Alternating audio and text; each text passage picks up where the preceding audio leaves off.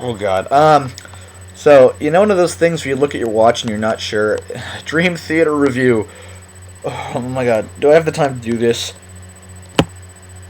I guess I'm going to do this.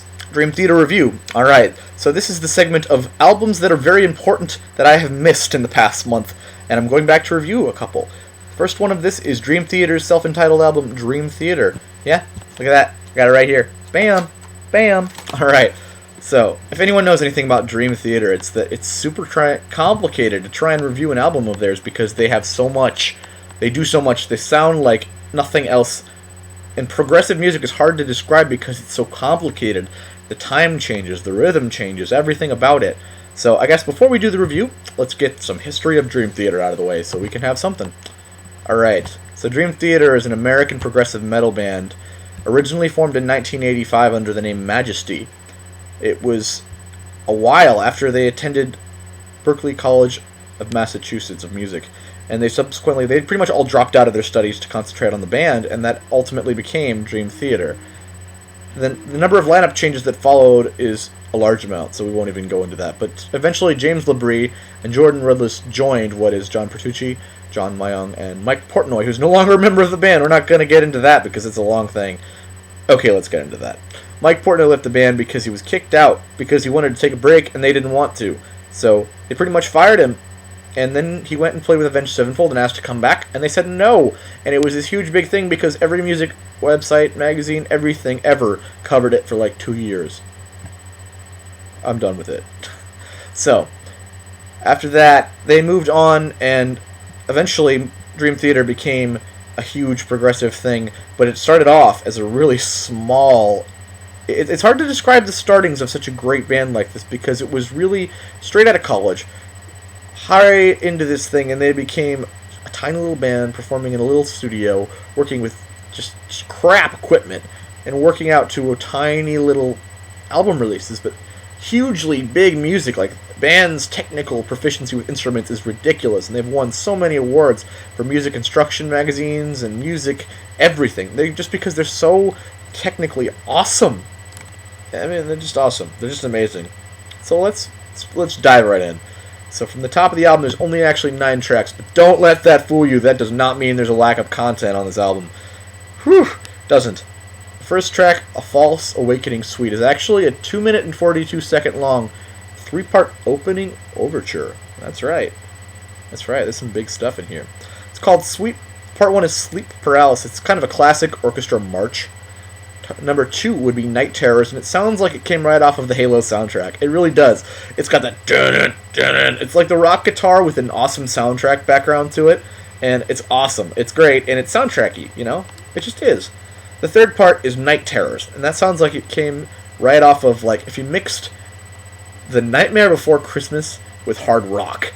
That's what this sounds like to me. I don't know. It just does. And I like it. It's great, but that's what it sounds like. From there we go into the best song on the album to me, but that's because I like their harder-driven songs. And that's The Enemy Inside. It sounds like part 2 to Octavarium's Panic Attack, which is just like in-your-face guitar, so fast, so amazing guitar solos throughout the whole thing that you can't even keep up with it. It's a very hard rock guitar-driven song. It just is. Time changes, all the fun prog stuff that you're used to, After that we go into The Looking Glass, which is like a Rush song. They're channeling the band Rush very, very much here. It's a very unique prog rock sound to it, and of course it's chock full of time changes, measure changes, volume changes, pitch, music in general. They just change it up because they do that. I don't know. This is all they ever do. After that we get to Enigma Machine, which is one of the 3 major epics on this album. It's a true epic of Dream Theater. At best, it's erratic. It's all over the place. It sounds like they just have no direction at all, but they do. They do. It switches everything, and it just kind of plays through itself up and down like it's on a journey through escalator land, but it's not. It's just hard to describe, like I said. The Bigger Picture is the next song, and it's this album's crazy ballad. I mean, like a beautiful ballad, but it's also crazy because it's 8 minutes long. It breaks into prog sections and then back into ballad sections and therefore it's sort of like the slower songs on Octavarium.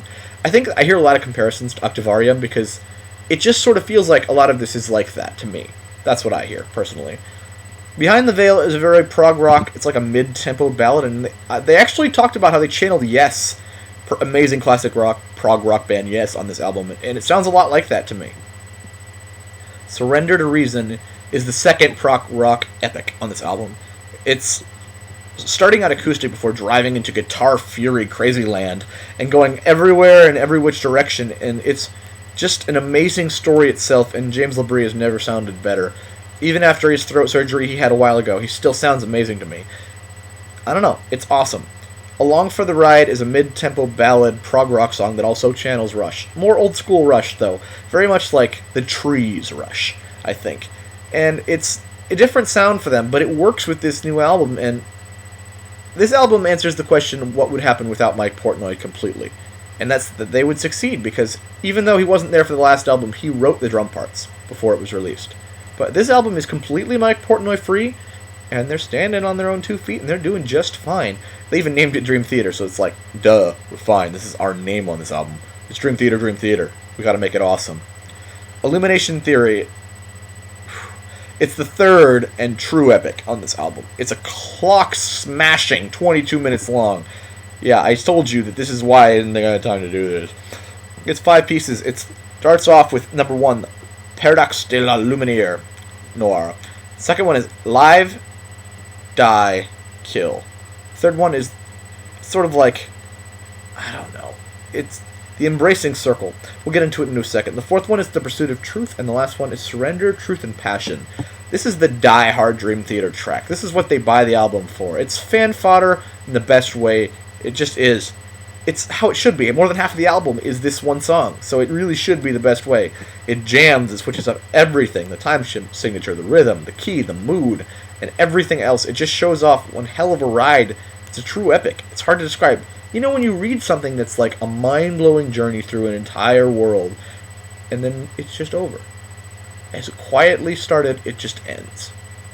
And they're complicated as ever, and they're awesome as ever, and it rocks solidly through with. There's no complaints on this album. It's not as solid as some of the other stuff, as in it doesn't blow my mind as much, but it's still really good rock.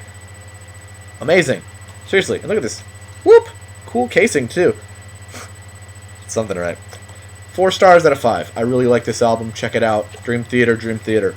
I missed it reviewing it. Now I got it. Alright, thanks for listening. I got another one coming up. Ministry, that's right. The second album I missed is From Beer to Eternity.